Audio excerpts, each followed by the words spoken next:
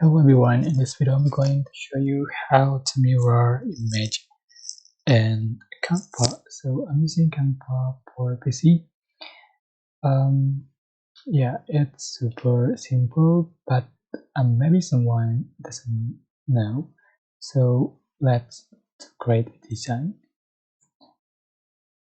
Select Instagram post and select your image or anything that you like to edit.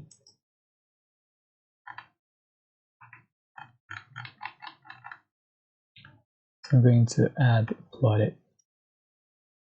How to mirror, you can select flip and select flip horizontal. That's it. So super simple. For instance, I'm going to copy paste and flip for another image.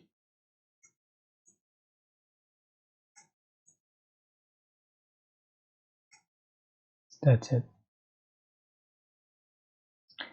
I hope this tutorial was helpful for you. Don't forget to like, comment, share, and also subscribe. Thank you so much for watching.